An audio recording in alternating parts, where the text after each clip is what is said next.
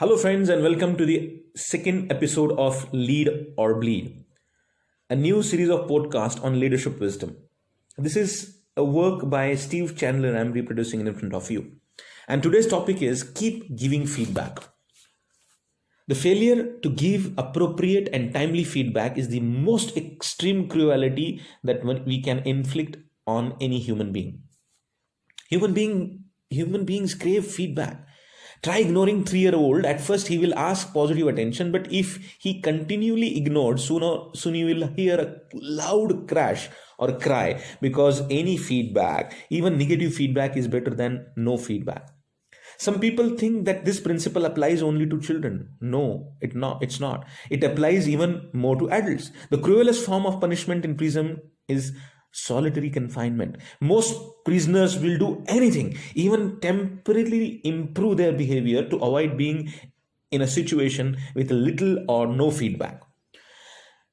You may have heard or briefly experienced the relaxing effect of sensory deprivation chamber. It's a chamber where you are placed for a few minutes in a dark cocoon-like chamber, floating in a body temperature salt water with a light and sound cut off. You are cut off from the world. It's great for a few minutes, but not for long. Now, one day, a sole worker at one of these sensory deprivation tanks walked off of the job in a huff over some injustice at work, leaving a customer trapped in the chamber. Several hours later, the customer was rescued but still had to be hospitalized, not from the physical abuse, but from the psychosis caused by the deprivation of Sensory feedback.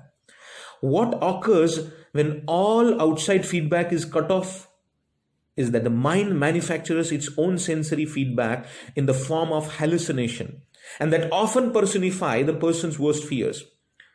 The resulting nightmares and terrors can drive some people, even normal people, to the point of insanity.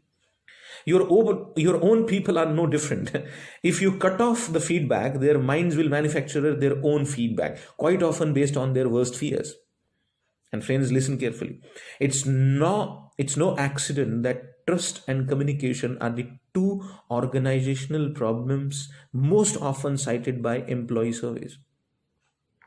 One of the most notorious military and secret intelligence torture device over the years has been to place the very tough prisoner into the black room.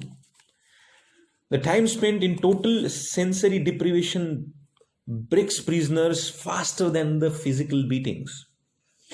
And now let's take let's take the scene home. The husband is encouraging his wife to get ready for an evening event on time. And she asks, "How does this jacket look on me?" Husband says, "Fine, it's just fine, let's go." "Well, I knew I didn't look good in it. I just can't find anything else to wear," she says. So, friends, human beings crave real feedback, not just patronizing, pacifying words. The leaders or the managers who have the biggest trouble motivating their people are the ones who give the least feedback. And when the people say, "How are we doing?" and they say, "Well, I don't know. I didn't looked at the printout. I didn't look at the numbers, but I have a sense that we are doing pretty well this month, but I don't know." Interesting. The managers have much harder time inspiring achievement in their teams. These are the managers who don't give feedback. Achievement requires continuous feedback. And if you are going to get most of your people, it's imperative that you be the one who is the most up on what the numbers are and what they mean. I repeat, being a manager, it is imperative that you be the one who is the most up on what the numbers are and what they mean, because business is all about numbers. Being a motivator or a leader, do your homework. They know the score and they keep feeding the score back to their people. And the last but not the least is, I always say, and which I have learned from my trainer, is that the feedback is like a prasad. I mean, when you receive a prasad, you don't say what is it, how does it look like. With all sort of emotions, gratitude and devotion, you just take that prasad, isn't it? Same way, I believe that a feedback, whether whosoever is giving, I mean, it doesn't matter. Your child, your spouse, your co-worker, your manager, your boss, your anyone, your friend. I mean, just sit down, listen, look eye to eye contact, and just listen. Don't interrupt. Don't justify.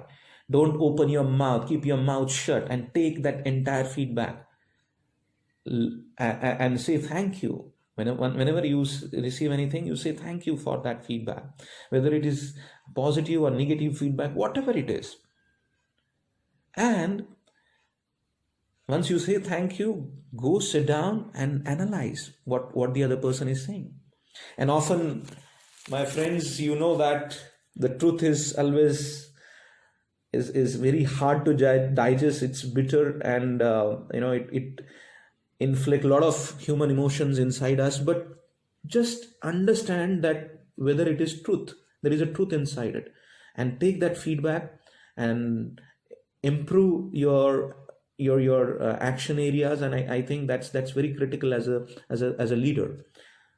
So it's a great learning together, friends. Thank you so much. I think it's a great learning, and I will be keep posting you on leadership wisdom.